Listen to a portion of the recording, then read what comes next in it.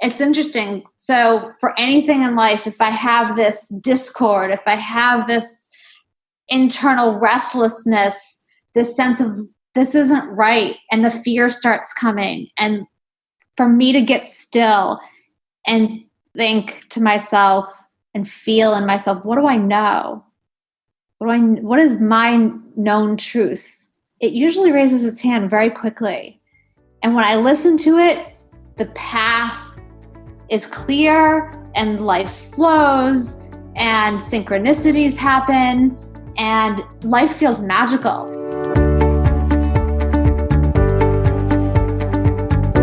Welcome to the Good Life Coach podcast. I am your host, Michelle Lamoureux. The intention of this show is to awaken you to your fullest potential. Join me each week for inspiring interviews to elevate an area of your life, as well as interviews with women entrepreneurs who are creating success on their own terms.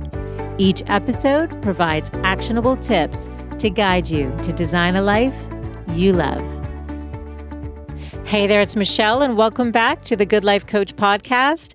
I am so excited that you're tuning in today because I have an amazing show lined up for you, which I believe is going to leave you feeling inspired and uplifted and remembering what's possible for your own life, which is really the intention and has always been the intention of this show, to give you a place as a woman to think about and remember what you love about yourself and what you love doing, and to think about what you desire and to dream and to find inspiration and really to make the most of your one beautiful life.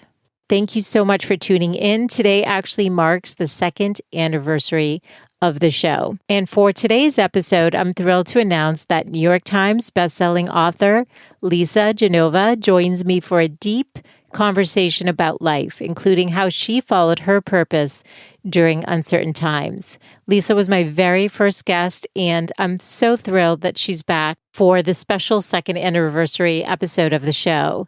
Now, tapping into her background as a neuroscientist, Lisa has written 5 best-selling fiction books, including Still Alice, which won Julianne Moore an Oscar in 2015. Lisa's first nonfiction book, Remember, The Science of Memory and the Art of Forgetting, is available for pre-order now, and Lisa hopefully will be back to tell us more about her new book. Now, since we recorded this interview, Lisa has revealed on Instagram that Angelina Jolie is slated to star in the film adaptation of her 2018 novel, Every Note Played. And this is what we get into in this episode, what's possible. We talk about purpose and passion and synchronicities and manifesting and practices to put into place to awaken to what's possible for you. I cannot wait to share this episode with you. Before we jump in, just 1 second of housekeeping to say if you've yet to subscribe to the show, please do that on your favorite podcast player. And I also have to give a huge shout out to Zach David, also known now as the podcast man, who's been with me since the very first episode of the Good Life Coach podcast. Want to especially thank each and every one of you who tune in every week.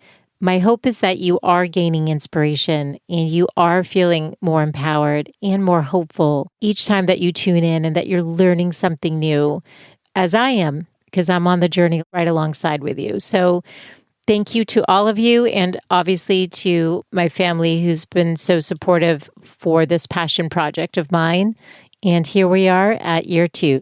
As a reminder, all of the show notes will be available over at thegoodlifecoach.com/104 for today's show with Lisa.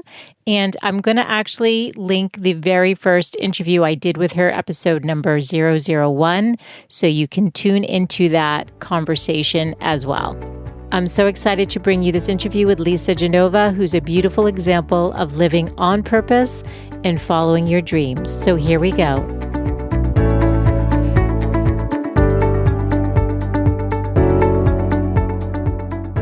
Hey, Lisa, thank you for coming back on the show.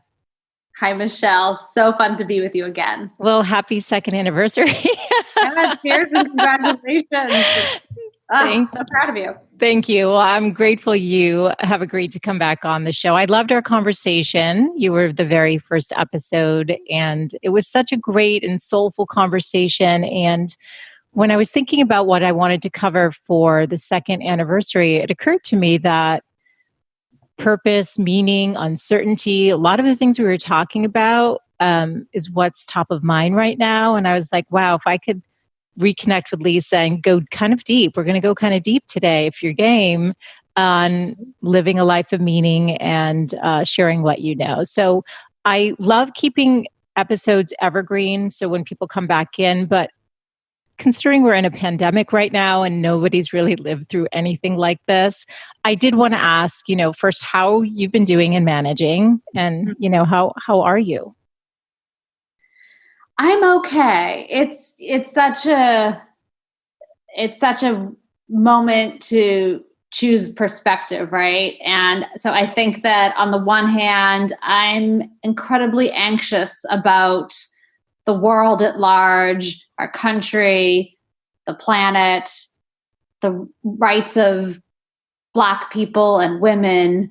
RGB just passing away has evoked a lot of feelings of enormous gratitude for this amazing woman's life and a fearfulness of, is her legacy intact?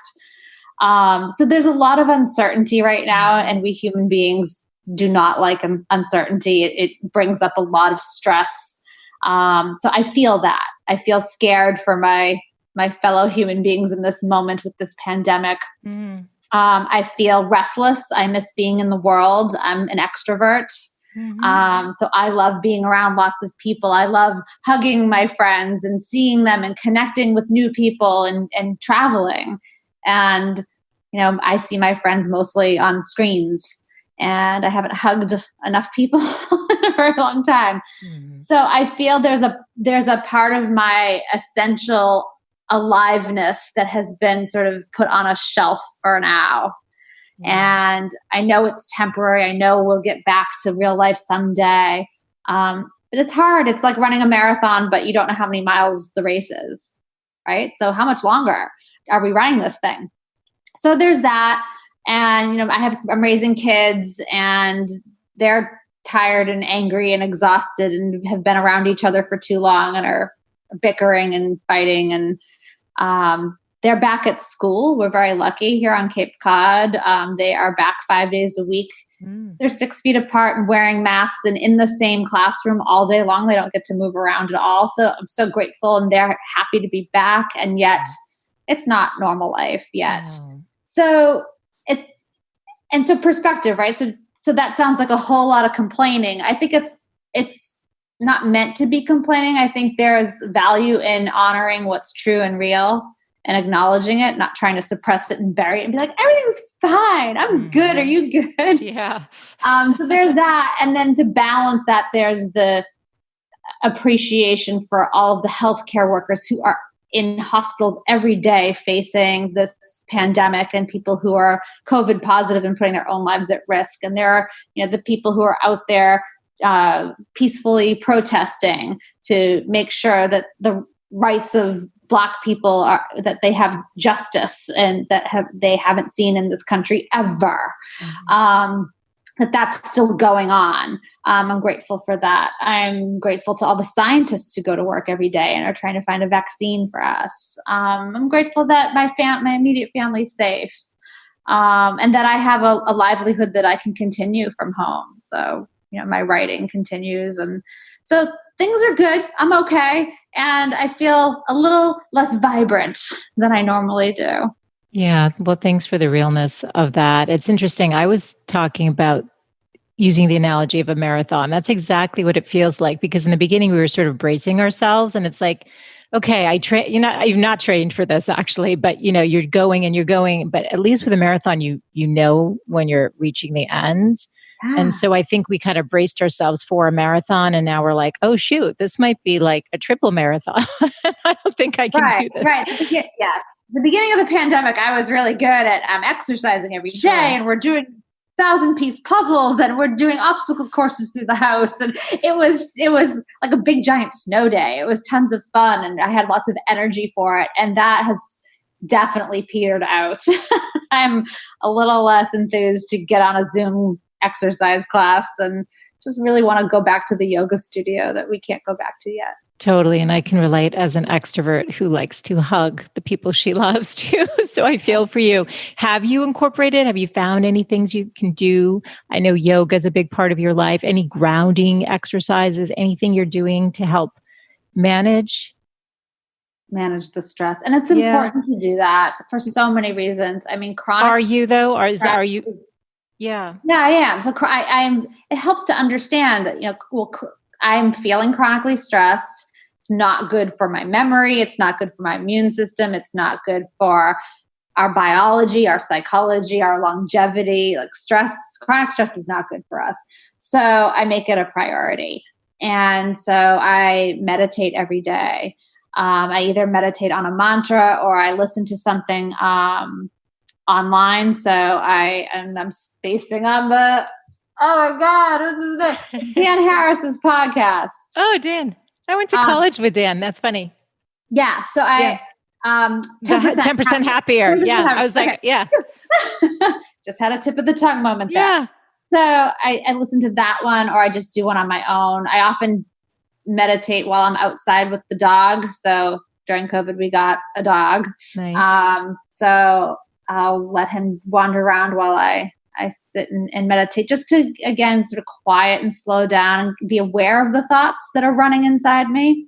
Notice them. Okay, that's what's going on. Let it pass through. I do yoga at home. It's not as satisfying as being in my community. But I do the yoga at home, and I can tell that that's good for the integration of body, mind, and spirit. So I try to do that. I do about 30 minutes a day. Otherwise, it's getting present. So life at home in COVID, it's a lot of meals at home for a lot of people. So I've got 3 kids. My college age student was here since March, and my other 2 kids. And then I have a boyfriend who comes and goes. And I'm washing the dishes right now. I am washing dishes. And I will sort of repeat what it is that I'm doing just to be present doing it.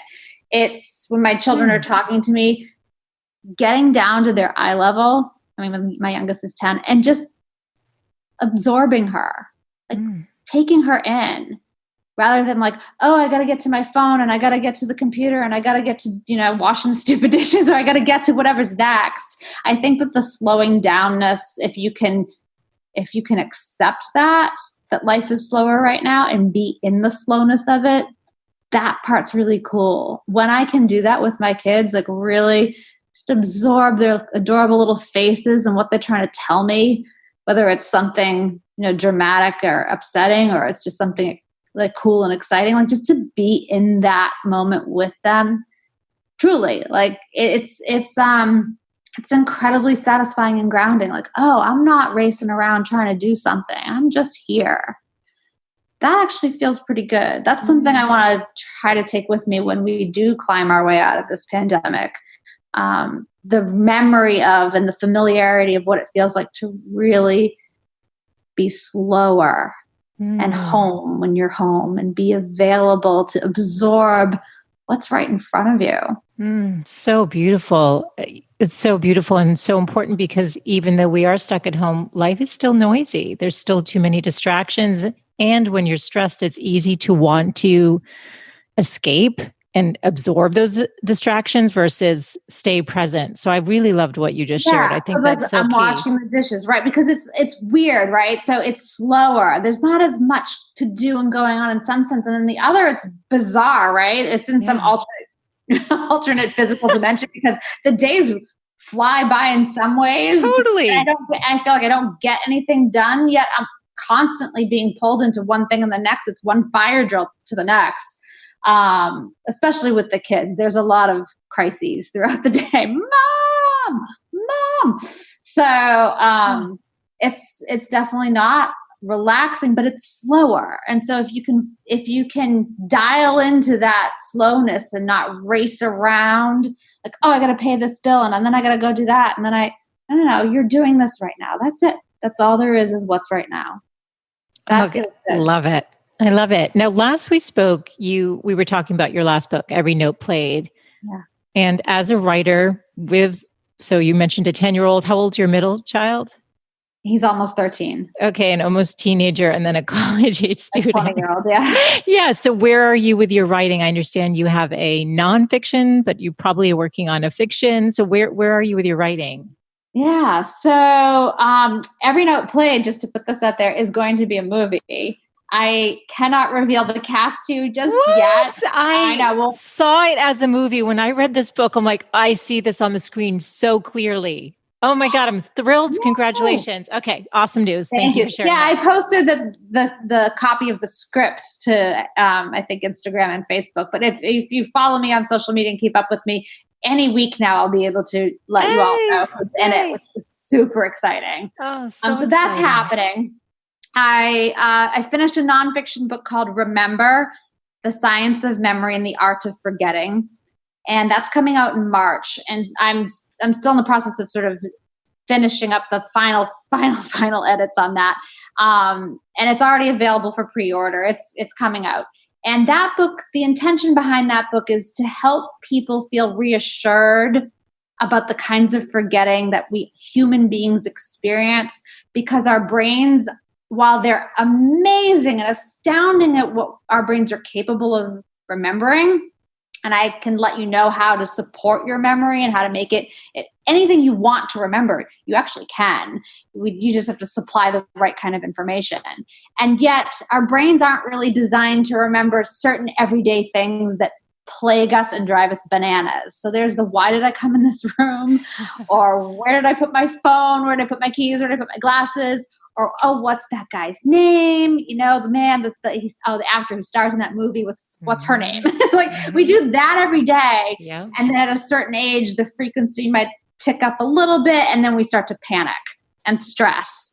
And so I just, in the past decade or so, in talking about Alzheimer's with respect to Still Alice, and talking to audiences around the world about Alzheimer's and normal forgetting versus forgetting due to dementia, I've come to realize that there's a lot of misconception and panic and fear around people's memory, and a misunderstanding as to that forgetting is actually a part of being human, and it's actually essential for us to forget so that we can remember what matters. So this book is intended to feel like a conversation about, hey, here's how your memory works. Here's what it does really well. Here's what it sucks at.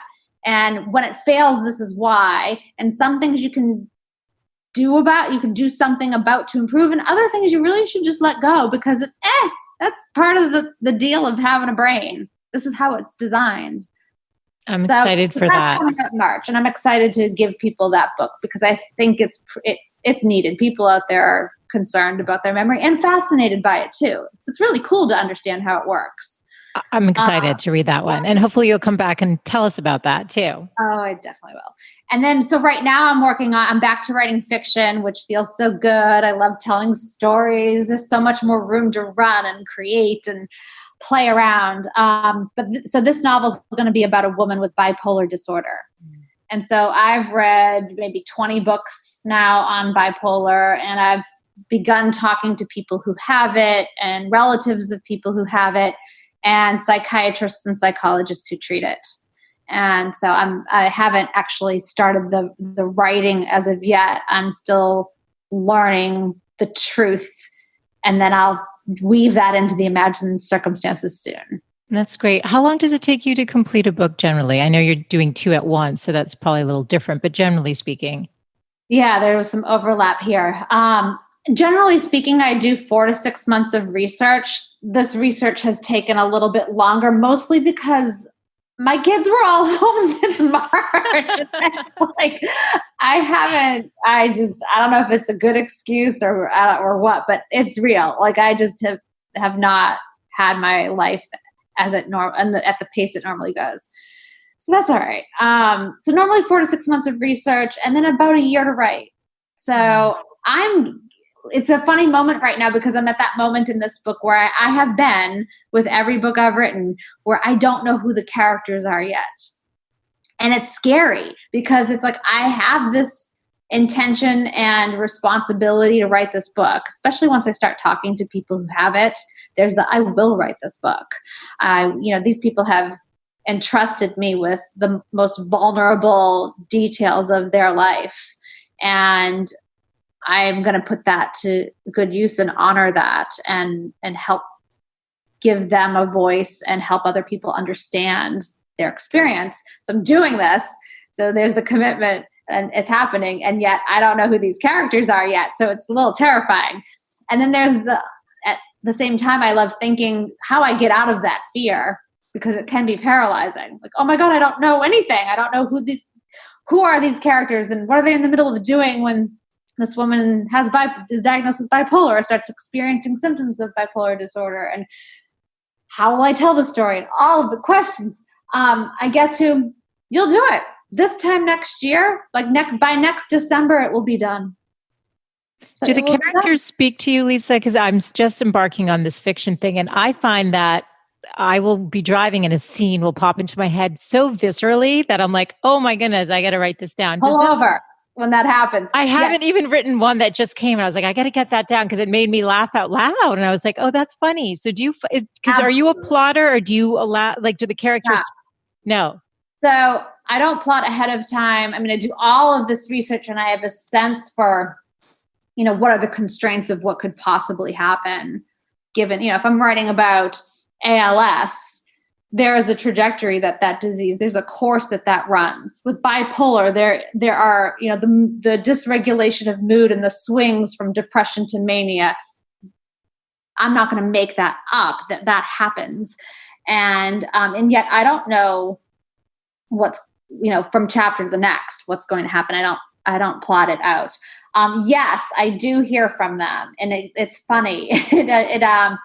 I hear from them while I'm writing. I hear from them before I write. I haven't started hearing them yet for this book, so I have to keep sort of inviting from the universe. I'm listening. Like, please start to show me the way. Yeah. For Inside the O'Briens, I had a whole, page. I had a page and a half in Katie O'Brien's point of view that came to me at least a year before I began writing any of it. Wow. I was in a Starbucks in Vancouver. And all of a sudden I stopped what I was doing. I'm like, let me write this down. I don't know where this is coming from necessarily, but this is going in. And then even while I'm writing, so like with Love Anthony, I was writing, so that's the book about autism. And I was writing this chapter where Olivia, who's the mother of a boy with autism, she's walking through her neighborhood on Nantucket, and she's thinking whatever she's thinking, and she picks up the mail from the mailbox, gets to her front door, and I'm typing this, and she looks down and she's holding a letter from her ex-husband. And I stopped typing, and I just sort of looked around and went, no, don't have a letter from your ex-husband, because I have no idea what it says. So I deleted all of that. I went back to her walking through the neighborhood, and she's thinking about whatever she's thinking about. She gets the mail. She gets to the front door. And I'm like, oh my God, she still has that letter in her hand, and I can't get rid of it. So I was like, all right, you have to tell me what's in the letter, because I don't know. Love this. You have no idea how much I love this. This is so fascinating, because this is what I'm experiencing a little. And I think any writers listening are going to love this. Yeah, and maybe it sounds a little cuckoo if you're not a writer, but I found great comfort in listening to, and it's now, many, many years old. It's Liz Gilbert's TED Talk on creativity, and she talks about this very thing. And I think she references Tom Waits driving through the desert, and suddenly a song comes to him, and he yells to the heavens. He's like, thank you, but like, can't you see I'm driving right now? Very and like, funny. if you want me to write the song, like, could you give it to me when I can write it down? Yeah, when I'm home in front of my computer. Yeah. So I've also learned that, like, when these whooshes of like character and voice and scene come to me, it's usually while I'm driving, while I'm walking, or when I wake up. I could be sleeping in the middle of the night. I wake up, or I wake up in the first thing in the morning. Sometimes there's a whoosh.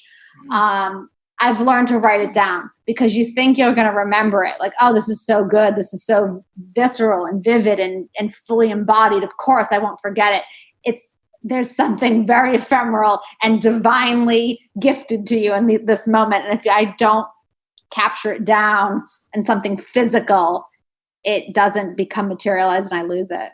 Oh, So that's actually good advice. Okay, that's really good advice. Well, I wanted to ask you the first time, and I don't think I ever did, but how much of you ends up in your books? Like, I can't help thinking about Alice and Still Alice being a professor at a, very respected major university like Columbia versus, let's say, Harvard, where, I could have seen you been, being a professor or something. So it's just interesting. I just wonder how much of you comes into the stories. Yeah, a lot. So, and I didn't realize this when I was writing Still Alice. It was after the first draft where I realized, and it's not so much that the characters are things that I am professionally. So I've never been a professor. Right. I never taught at Harvard. I was a graduate student there, but at the medical school, not at Harvard University, where I set this book.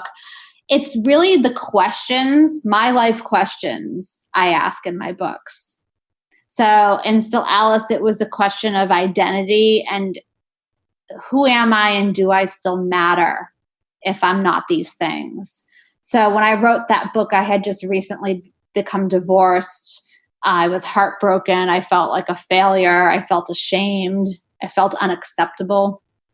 And so it's not an Alzheimer's diagnosis. It was some other life thing that made me feel excluded from belonging and no longer really who I was.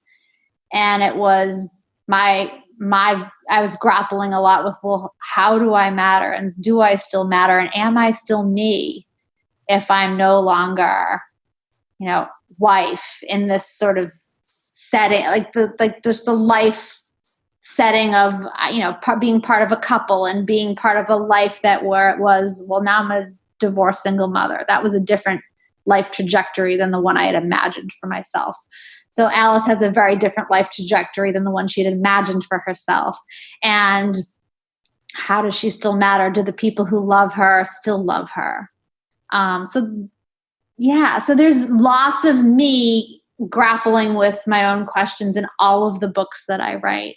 And so all of the books, while they are absolutely about neurological conditions, they're about our human condition. Mm-hmm. They're about, how do we express and feel loved? They're about forgiveness and redemption. They're about how can vulnerability be a strength and a sign of courage? It's about, all of the books have elements of the life questions I care most about. It's awesome. And I think maybe that's why they resonate so deeply when you read them, because they're so real. It's palpable, you're like, yes, like even if you haven't experienced what the main character or, who's going through, there's something about, like you said, the human condition that you can feel and just connect to. And so I think that's cool. I had a feeling that you were in there in some way, but just not how. So yeah, cool. I'm in there. And so it's specifically me, and then it's not. Also, I think it's universal because I'm a human. And I think that when you boil any situation down where human beings are involved, we're talking about love or fear. Mm-hmm. I really think that those are the two elements that we all recognize and that we all deal with every day. Are we coming from love or are we coming from fear? And I think that, in many of the situations my characters find themselves in, the initial reaction is to come from fear. There's denial and there's grief and there's rage and there's blame and there's resentment, or there's just full on fear. And we human beings relate to that because that's what happens in our lives. And then it's the resilience of the human spirit, and the triumph is when we can come from love in the face of fear, in the face of a situation that's hopeless. Can we find the hope? Can we choose to stay connected to loved ones rather than disconnect? Can we choose forgiveness, even when that's hard? I write about flawed characters. Someone once said to me, with Every Note Played in particular, like, Richard's such a jerk. Why did you have to make him such a jerk? I'm like, well, there are elements of him that, can be seen as being a jerk, but it's, he's like, he can be self-centered and he can be self-absorbed and self-focused, and he's hurt people in his life, and there's more to him. Mm-hmm. And if given this situation, can he self-reflect and see the times in his life where he wishes he had behaved better, or wishes he had treated the people in his life with more care rather than carelessness. That book is a lot about how we care for each other as human beings. So I'm not interested in writing about perfect people who live perfect lives. It's about all of our imperfections and what we strive for. Yeah. And like I said, I think that's why they resonate so much. And what's cool about you, Lisa, is that you have your PhD in neuroscience. So you've got, you really understand the brain and you can go deep on that.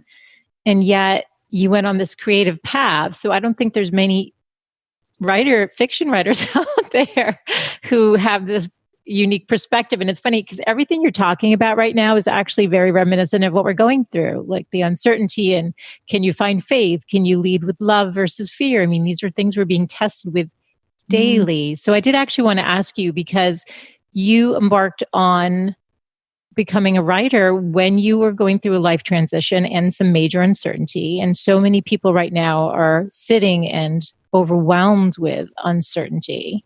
Mm-hmm. I don't know, how does somebody get aligned? Because I think if this virus is teaching us anything or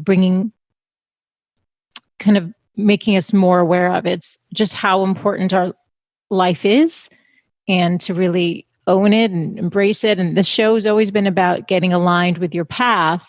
And I know this is a big question and you can't solve it for everybody, but I'm just curious because you had to obviously go in and trust a voice that was telling you to write when really nothing on paper made sense for you to follow that path. So how does someone get aligned with their path and their purpose? I don't know if you want to share like an example based on the crossroads you were at or what you can share here, but I'd love your thoughts on that. Yeah, I can absolutely share some of what went on for me and the lessons that I learned from making those kinds of choices. It's funny, when I'm turning 50 in a couple of months, and it really does feel like a moment of transition in my life. And so I've been looking back a lot.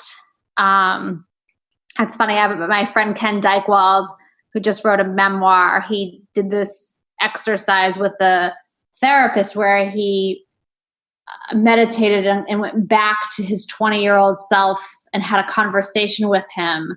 And they were just sort of both taking each other in and deciding whether was 20-year-old Ken proud of 70-year-old Ken, and what did they have to say to each other. And I tried that out and went back to my college self and do I warn myself about the mistakes that I've made? It was a very fascinating exercise. I invite anyone to do that, to go back to your younger self and what would you say? Where are the regrets? And maybe what you have held as a regret, maybe it isn't, because there are blessings that came along with the mistakes, roads that opened up that you wouldn't have known could have existed.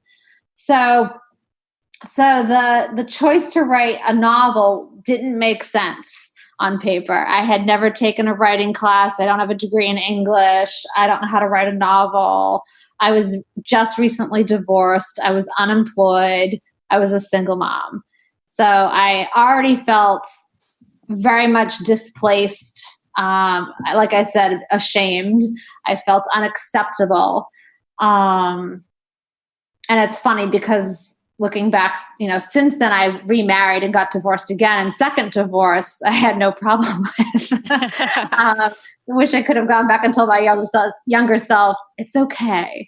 But in that space of uncertainty, what I got lucky with is that I was really fearful at first. And the biggest overwhelming fear that caused me to cry in public regularly was, I don't know what my life is going to look like next. I just don't even know. I don't know what's there. Do I go back to my old job? Do I, I was working as a strategy consultant for biotech and pharmaceutical companies. Do I continue with that? Do I go back to neuroscience research? What do I do? I want a family. Do I get remarried? Who is that? How am I going to find someone? Am I going to have more kids? Like, I didn't know any of it. And the uncertainty of not knowing what was next, all of that, just nothingness was so terrifying to me. And what was lucky is, and what I would invite for others, and what I definitely try to do for me, because I'm in an uncertain moment right now in many ways too, is, and my daughter's in this moment right now, my 20-year-old, when you're feeling the fear, the overwhelm, I don't know what's next. I can't picture it. I'm not sure what's going to happen. I'm so scared. To invite the possibility of getting excited rather than scared. And that might seem like a huge leap. And I think the bridge from fear to excitement is curiosity. So instead of, oh my God, I don't know what's next, it was, how can I be curious about what could be next? Okay, something's going to be next. It's not going to be nothing. My life will not be devoid of stuff. So I'm going to be living something next. Could I be curious about what that could be? And to start to ask questions. Well, do I want to do this? Well, wait, I kind of am in a position right now. This is me back when I was 33. I'm in a position to do anything I wanted in some ways. I mean, yes, I'm going to have to make money. Yes, I'm going to have to support my child. But I'm not in a graduate school program. I'm not already in a job that I feel like I can't quit because I have to stick with it. I have this sort of spacious moment to consciously choose what I'd like to do next. And that's the bridge to excitement for me. It was like, oh, well, what could that be? And so I started thinking, well, what do I want to do? And interestingly, the answer didn't come from a spreadsheet or like a logical place in my head where I ruled out the pluses and minuses of this or that. It was a knowing. It was my intuition. It was that truthfulness that is my soul, that is me, that my centeredness. It was this knowingness. I want to write a novel. I want to write the novel about a woman with Alzheimer's. I'd had this idea many, many years ago, assumed I might do it as a hobby someday when I was retired. And so I tried to get rid of it because I'm like, that doesn't make sense. That's not a safe thing to do next. I might not be able to do it. I might not finish it. If I finish it, it might not get published. It might not make any money. People will point and laugh at me because what's this neuroscientist doing writing a novel? I'm already in this sort of outlier place, not acceptable. And now I'm going to do this thing that people are going to scratch their heads over and not know where to put me. Right. So I tried to logically reason it away. Don't write a novel next, Lisa. That's a bad idea. And very fortunately, the knowing in me, that knowingness, you want to write this novel. That's not a bad idea. That is you. You want to do this. You're supposed to do this. It was a true north tuning fork kind of like resonance. Like, this is so true for me that to do anything else is dishonoring yourself. It's lying. You would be lying if you didn't do this. So as weird and scary and like, what am I doing? I said, I'm going to do it. I'm going to honor this knowing in me that I'm supposed to write a book. I'm going to write this book. And it wasn't like, oh, it'll be a New York Times bestseller and it'll be a movie and Julianne Moore will win an Oscar and I'll have a whole career as a writer. I think that kind of like when you're washing the dishes, I was like, all I know is I want to write this book. Today I'm writing 3 pages of this book, or today I'm going to, interview a neurologist. How do you talk to someone with Alzheimer's? I was just focused on the doing of it and not the, is it going to all make sense later? Because I think that's too big. Even now it's too big. I'm writing a book on bipolar. If I think, okay, the whole book, I'll get paralyzed and be like, well, I don't know how to write a whole book today about bipolar, but I do know how to interview the next psychiatrist. So I do know how to assemble the pieces one at a time. I'm going to wash the dishes while I'm washing dishes. I'm going to write the book while I'm writing the book. So it was trusting that knowing. And it's interesting. So for anything in life, if I have this discord, if I have this internal restlessness, this sense of this isn't right, and the fear starts coming, for me to get still and think to myself and feel in myself, what do I know? What is my known truth? It usually raises its hand very quickly. And when I listen to it, the path is clear and life flows and synchronicities happen and life feels magical.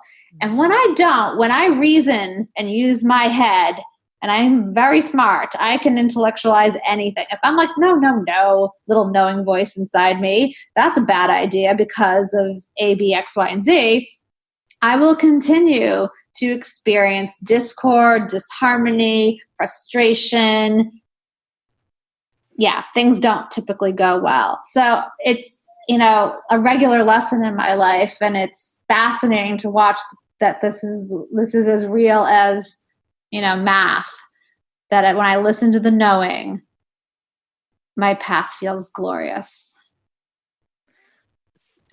So I'm taking in everything you said. There were so many sort of nuggets in there that I really want to just highlight for everyone listening that kind of washed over me. I mean, I heard faith over fear. So having faith. I heard courage to follow the path when you hear the knowing. Heard intuition, which we all have. So what you're talking about, as we all know, is like, it's not unique to Lisa. Like, we all have this. Yeah. But having the courage like you did to actually say to that very intellectual part of yourself, okay, got you. But no, this time, you even said my soul spoke to me.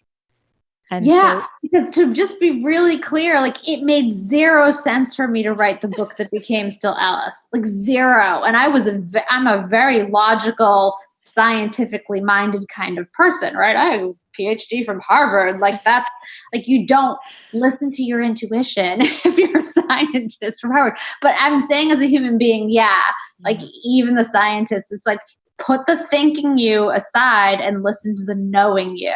It's a very different experience because it didn't make sense. There was no logical reason for me to have written that book. I had to be unreasonable to write Still Alice. And so I did the unreasonable thing, which I never would have advised me to do coming from a place of logic, intellect, analytical. It didn't make sense. And yet it's, this is 100% what I should be doing with my life. I am writing books about people living with neurological diseases and disorders and mental illness who feel ignored and feared and misunderstood and marginalized. And it has such great purpose for me because it combines this love I have of how our brains work and don't work with contributing to helping people understand each other from a place of empathy and bringing people back into community and being seen and heard. And so this thing that I do is so fulfilling, and I feel uniquely qualified to do it in so many ways. And so it's like, wow, if I hadn't listened to that knowing, I'd have a job and I'd make money and I would have fulfillment in lots of ways. I cannot imagine that it would be this, and that I would have missed my one and only life's opportunity to do this glorious thing that I love to do. Like, this is it. Like, right? This is your one wild and precious life. This is it. And I could, if I had ignored that knowing, I could be in a research lab somewhere and I could be doing good work or whatever it is. I don't believe it would be this. I don't believe that I feel lit up, alive, grateful, ignited, powerful doing what I do. So thank God I listened to it. I could have very easily talked myself out of that choice. It would have made a whole lot of sense for me to say, no, you've got to go back to work right now. You need the stability of a paycheck right now. You need people to accept you, that you now sit in a box that everybody understands and can be like, okay, that makes sense. Make them comfortable. Yeah. Make them comfortable, right? So yeah, we love to be comfortable as humans. God, do we hate to be uncomfortable for a moment? So, but change, I wrote this on my Instagram page after George Floyd was killed. I said, change does not come from a place of being comfortable. We have to get uncomfortable if we want something to change. You have to move through the discomfort. You have to be able to be willing to feel something that is uncertain to get to something different. And so I wanted something different than the path I was on. And I had to go through that uncomfortable. I don't know how to write a novel, but I'm going to do it anyway. What's so great is that you did listen to your soul. Like our soul knows, the higher self, there's a divine plan. This is my belief system. And so what's interesting and something that I've really been paying attention to in my life and different guests, like I'm seeing what I call like a through line. There are these themes that are in your life that somehow all come together. So your experiences with the neuroscience, your acting classes, which you talked about in, the first interview, your curiosity around people, your experience with your grandmother, like all these different things had to happen in your life. And there's this through line that now allows you to kind of pull all of your strengths, what makes you uniquely you, to do the work that you were divinely meant to do. And so I see this time and time again. And I don't know that you can see those through lines sometimes until you're further along in the path. And then you look back and you're like, oh my goodness, wow, look how this experience combined with this experience, with meeting this person, with, all kind of came together to create what I'm meant to do. But this is what I want for everyone, myself included, to be lit up, to be on that path, to be on that journey, to be living their purpose. So you can't do that for everyone else, but it's so nice to hear your experience and what was happening as a guide, because maybe somebody's going to go, oh yeah, well, a voice been telling me to write for 10 years, or I've been feeling like I'm supposed to, whatever, pick up a paintbrush again, or whatever it is. But they're not allowing that because it doesn't make sense. Right. Or it's end a relationship, or start a relationship, or move to a different part of the world, or it can be all kinds of things that we rationalize and logically decide, well, I'm going to stay where it's quote unquote safe, or where I'm accepted. And I recently read Untamed by Glennon Doyle. Yeah. And, she talks about, that first chapter with Tabitha, the cheetah, and like the cat should be happy in the zoo, and that this wild cat should, it's fed, it's got all the food it needs, it's safe from predators, it's, it's got a home, like it should be happy, it should feel good. But why does it feel like there's something more, there's something else, like this should just be enough? And Glennon says, the cat, like Glennon's imagining the cheetah thinking like, am I crazy that I feel this unsettled and this yearning for something different, something else? And she's like, no, you're not crazy. You're a cheetah. I love everything that woman writes. But what resonates there and what I think is pertinent to this conversation is this idea of like not tricking yourself into thinking that, oh, well, this life I'm living is good enough. It's okay. I'm not satisfied, or there's a knowing in me that's calling me to do something else, and I can't seem to shake it. It's telling me I need to start this, or it's telling me I need to end that, or it's telling me I need to do something. But I'm going to ignore it because it's good enough. It's like, no, this is your one wild and precious life, folks. Like, you're going to be dead someday. And if you don't risk honoring yourself, if I didn't risk honoring myself with the desire to write Still Alice, not knowing why or how to do that, then I would have missed out on my favorite part of my life so far. So beautiful. So it's a risk. It is. And yet it's like, once you've done it once, you're like, oh, this is exciting when the knowing comes, because this is pointing me to the good stuff. Right. Even if it doesn't make sense. And your path wasn't an easy path. Because you self-published, you were rejected. Oh yeah, it didn't happen overnight. It wasn't like, well, once I make the decision, everything will line up and poof, tomorrow my world will be magically solved. Yeah. It was work, but it was work that I enjoyed. It was joyful exciting. Work. It was joy-filled work. Joyful work. Yeah.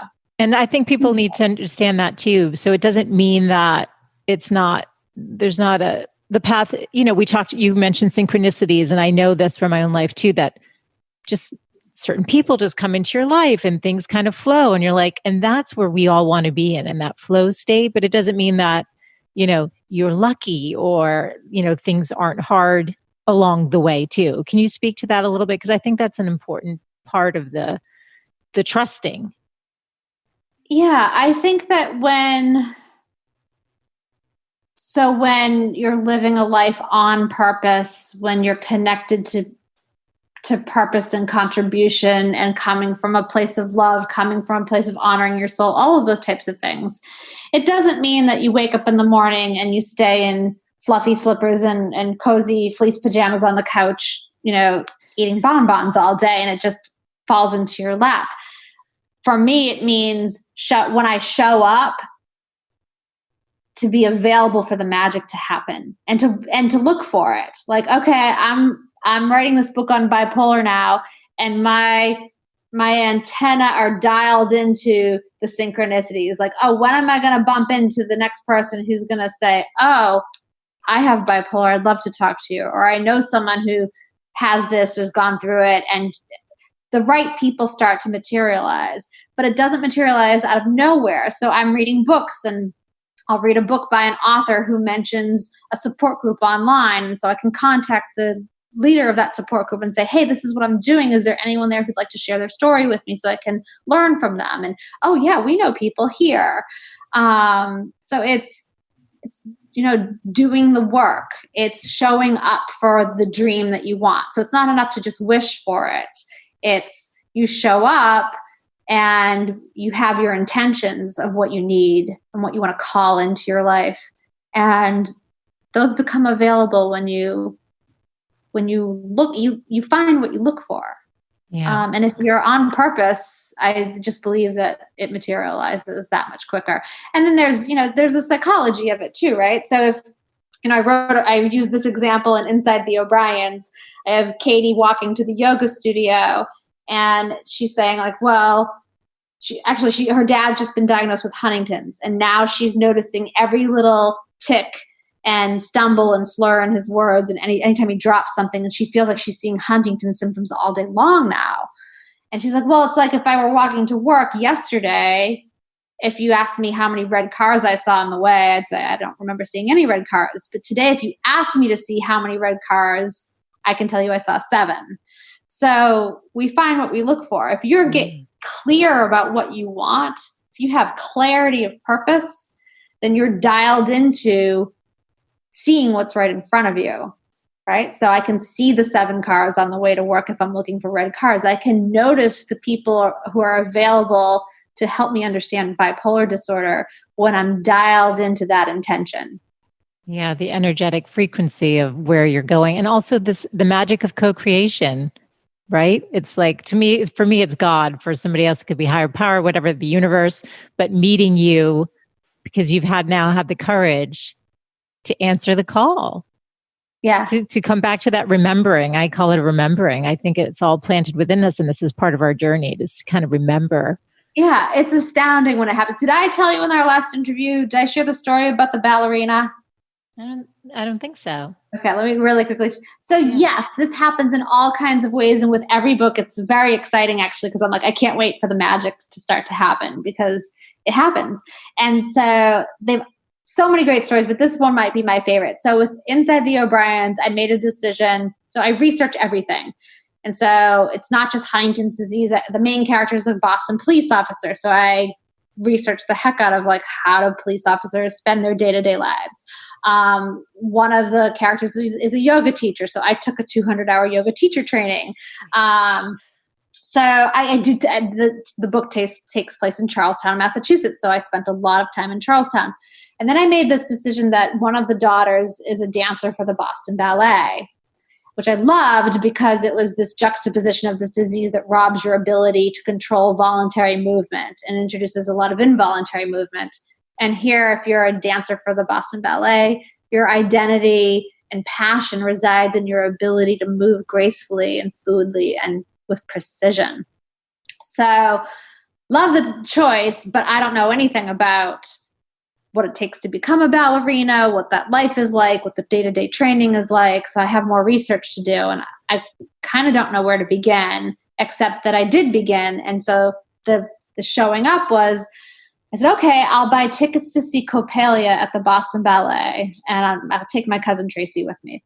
So I got to Boston early that day, and it was a gorgeous day. So I sat on a bench in the Common, Boston Common, and got out my notebook. I had been in Charlestown earlier, so I was just taking some notes. So I'm on the bench, and I look over. There's one other woman on the bench next to me, and she's young, probably around 20 years old, and she is stitching a ribbon onto her ballet shoe. I mean, come on. So I say to her, I say, excuse me, are you a ballerina? And she says, yes, I'm in Coppelia tonight. No, stop. And I said, oh my God, you are also in my book. So I interviewed her. I just got goosebumps. I just have to say, I literally just got chills go down my whole body. Have you ever seen a ballerina stitching a ribbon onto a ballet shoe in public? So I sat next to her, and just like I did, I looked up to the sky and I said, and in the show you're going to see, right. No less. So then she's the exact same age as the character I had imagined. I mean, the whole thing, it's like she should have been like just listening to music on her little earbuds, and that she could have been next to me and I wouldn't have known she was a ballerina, but the universe put her freaking shoe in her lap. So I would know. Lisa, I still have goosebumps. Like it won't leave me. That is just, it's impossible. So yes, it happened. But possible. That's the whole beauty of it, right? Right. Okay, so listen, we all need this magic, Lisa. Yes. You can't wave a magic wand for all of us, but how? Like, how do we get there? So what is there? It's not a discipline because it's sort of an opening. It's sort of the opposite of that, right? I mean, maybe do we all know if we really listen? Because you said it was so clear, like there was no denying it. That I wanted to write the book. Yes, that you wanted to write. I think that, again, like I think a lot of folks, certainly people who are listening to your podcast, probably know intellectually that meditation is good for you. And like, oh yeah, I should be meditating. And what is that all about? I think that meditation helps me be less reactive and more responsive. Also helps me be aware of the difference between the chattering, the thinking that's just chatter, and the ego voice in me that's telling me what I should and shouldn't do, and the sort of judgmental voice inside versus the knowing voice inside. I think that giving yourself a chance on a regular basis to be quiet and listen to what's going on in you, and to not shoo things away. Like, at the time, you should write a book. You want to write a book. My reaction to that intellectually was no, like, not, stop it. That's a terrible idea. Like, do not think that. So I shunned it. And what I've learned, and of course, the end of that story ends with me not shunning it and listening to it. But what I've learned over the years is to get quicker at not shunning the knowing. Like when I hear that knowing, to pick up on it faster and with more reverence. Like, oh, everybody else be quiet. Give that voice the stage. That voice is actually the truth. Mm-hmm. How does your intuition speak to you? Regular quietness helps us get to there. How does your intuition speak to you? How does it speak to me? Yeah, it's like you just hear, like I say, I hear it. It's not like it's audible, although I've had some audible stuff every once in a while. And mine's never audible. And I always point to my stomach when I hear it. When I hear it, I'm saying the words here, but it's not here. It's when I feel it. It's a knowing that comes from my center more than it comes from, it's not really a thought. Yeah. It It's doesn't feel like so it comes from my embedded head. within. Yeah. Yeah, it almost could feel like it comes from outside of me. But it's definitely not an intellectual idea. Right. You can't think your way there. I think that's just important to just. I'm not thinking my way to that thought, because write the book, Right. it was a, huh? What do you mean? Whatever voice that is in me, or like, what do you mean write a book? That's terrible. Stop saying that. And it was I love that so much. Wait, Lisa, do you journal? I do. So is that part of this practice? Because I find sometimes I can journal with that part. And sometimes I'm like, who's writing this answer? And then if I go back to the journal, I'm like, oh my goodness, it's so clear when it's me and when it's another part. Yeah. But in the moment, I can often be like, who's saying this? Or like a consistent message I get is love yourself. I'm like, 10 years, love yourself. What does that mean? But that's clearly part of my work. But so I'm just curious how that factors in for you. Mine, the one that comes up in it's so funny because I just recently read through a lot of my journal entries from the last year. And the one that comes up for me the most is you are enough. Oh. You are enough. Oh. So yes, in my journal entries, they're funny because I talk to myself. So I'll say, I'm really scared about this. And then I'll pep talk myself with Lisa. This is why you're afraid, and this is what you need to do. And then there's the knowingness and the truth. And like, it's a weird little dynamic where it sounds like I have split personality disorder almost. I'm talking to different parts of myself. And we all live with those, right? We live with the part of you that is the warrior that's there to protect you from ever being hurt again, or hurting that part of the parts of you that doesn't trust you to stand up for yourself and be a voice for your own justice. There's the scared, worried parts of you. There's the parts of you that are in despair over the wrongs that you've endured. There's the parts of you that want to take risks and do things that feel scary. There's the parts of you that want to feel safe and cozy.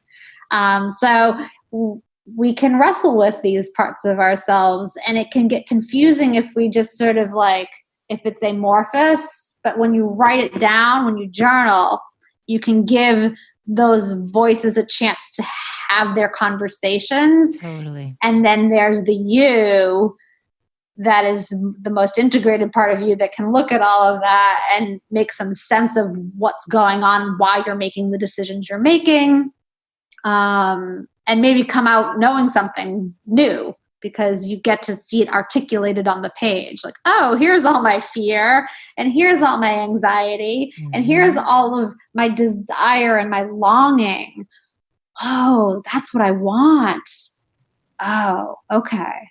And that's when you turn on that curiosity and start taking some steps, right? What could I do? I really want this. Well, what could that look like? What if I did that? What if I took that chance? Yeah. What if I lived on purpose doing something that feels a little wild and crazy based on, to use Glennon Doyle's language again, to be, if I'm going against the memo that I've been given, all those memos, all the programming, all of the, the religious upbringing or the Disney princess movies or whatever it is that has informed what your life should look like. Right. So we're, how many billion people on this planet? And it's absurd to think that every woman's life should look a certain way and every man's life should look a certain way. And your emotions should look like this and your house should look like that. And this is what it should look like when you're 40.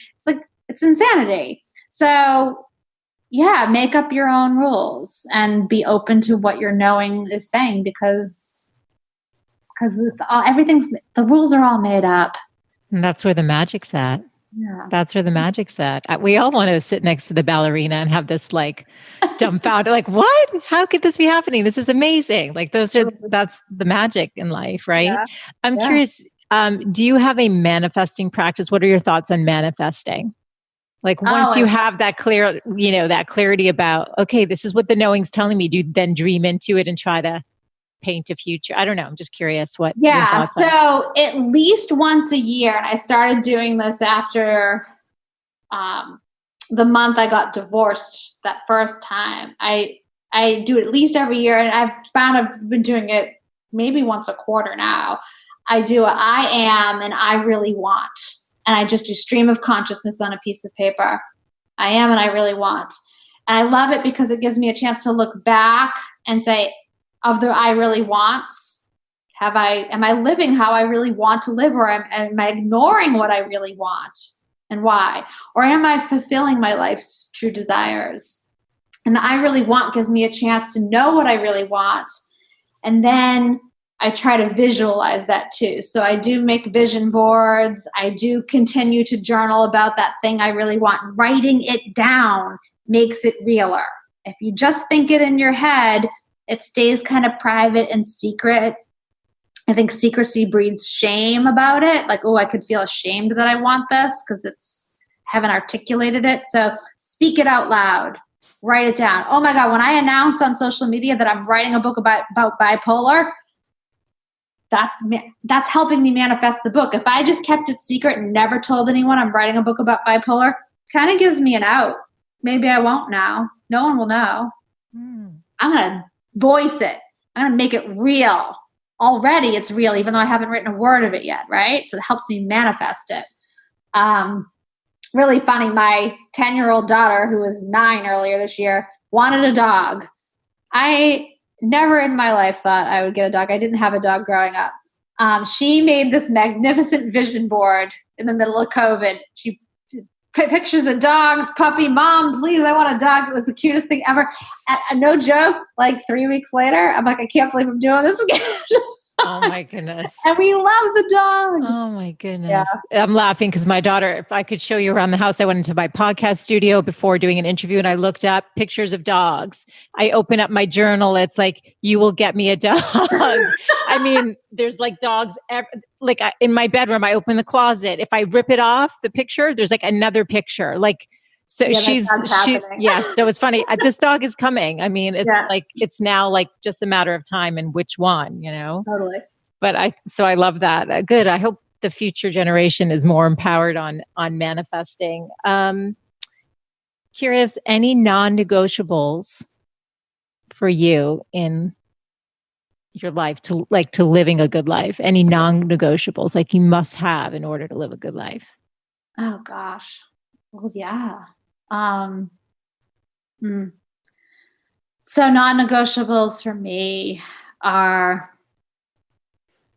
good relationship with my children, where we feel connected and loved and happy and seen and heard. The love of my girlfriends, my soul sisters. It's the love of family, my parents, my brother, my extended family. So I think that that's not negotiable. I think that taking care of my body, this container I'm riding in, is not negotiable. I might not do it every day. I certainly don't do it every day. But getting out and walking at a very minimum, yoga, dance, some kind of exercise, play, I think is so vital to being grateful for the body I'm riding in, whatever age that may be. I'm going to take care of it. I think taking care of the life you're in, right? So the non-negotiables are, I want to pay attention to what matters and care for it. So whether that's like a really delicious meal with my friends and family, whether that's the yoga that I'm doing or the dishes that I'm washing or the book that I'm writing, it's can I just take care of what I'm doing? Yeah, non-negotiable. And then just as the neuroscientist in me wants to share, like sleep has become a priority for me for sure. Mm-hmm.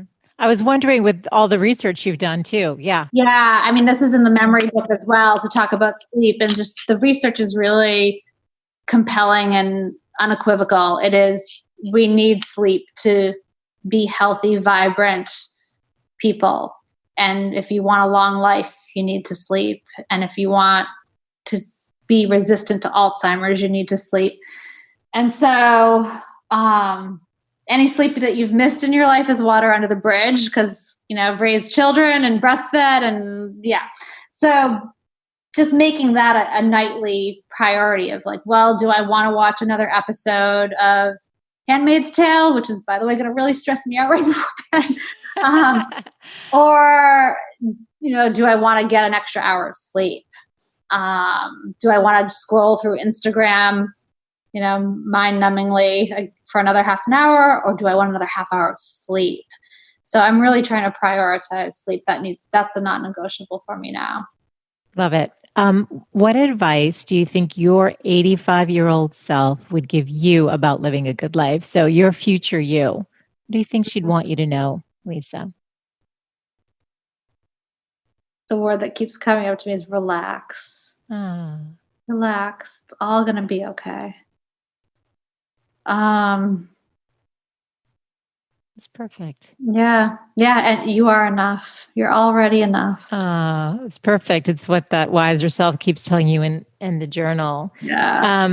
So to use your words, I heard you say this in another interview, this idea. So I believe that everyone yearns to, quote you, live the fully expressed version of themselves. This is what we've talked about today. And I thought you've been incredible. It's like so beautiful and rich and deep. And I think going to leave people with a lot to think about and to pay attention to. And I'm so grateful for that.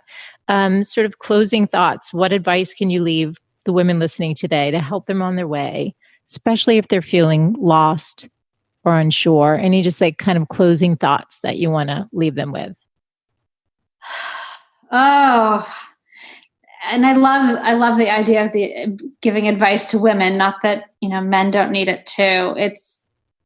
I know so many women, and being a woman who's gone through so many life changes, there's this idea of what we're supposed to be and the shoulds. And I know so many women who know they want to leave a marriage or start a new career or live somewhere different. They want to do something that's unconventional according to the programming and the rules we've been handed from birth. And there's this sense of, I can't because, or I need to wait because I'll do it in 5 years. I'll do it in 10 years. And, we can only do what we can do when we're ready. My hope is that women find the courage or the tools or the permission to be ready sooner. Because what I ache for and what I know, because I've done this, right? I've had 2 marriages. One was a good marriage that ended, and the other was a horrible marriage that ended. In both of the situations, they needed to have ended years before it actually happened, because I was afraid to do what I knew was my knowing, right? I was afraid to step into that next uncertainty. I was afraid to honor my knowing because I didn't know how it would work out. So the advice I try to remind myself of when I get in situations of like, oh, I need to make a change, but I'm afraid, is, can I bridge the fear to excitement with curiosity? Can I honor my knowing, because that is going to be the path to all that is right and for me. And if I avoid it, if I postpone it, I am just delaying my life. So this is it, folks. This is your one wild and precious life. Like, let's try not to delay your authentic knowing, your authentic path when you know it already. It's so hard. But yeah, I'd love to see that so many women I know get to what they know they need to do sooner. Cheers to that. Yeah. Thank you for going deep and being willing to have this conversation and to share your experiences. Because like I said, the reason I chose you for the first episode, and I was so grateful that you said yes. Let's say I said chose in my mind, in my manifestation. You were the, and we share a mutual friend. I'm like, Steph, you have to introduce me, because Lisa's the embodiment of what this show represents. And so thank you for coming back, not once now, but twice, and sharing the beautiful life you've created and for wanting that for the other women. So thank you so much, Michelle. It's so good to be with you. Thank you. Thanks as always for tuning in. If you enjoyed today's episode, be sure to share it with a friend. Now, I have one favor to ask. If you've benefited from any of the episodes that you've listened to, would you be kind enough to subscribe and rate and review the show on your favorite podcast player? It's how I know what's resonating with you, and it helps other women find the show. Thanks as always for tuning in, and I look forward to reconnecting with you next Wednesday. Bye for now.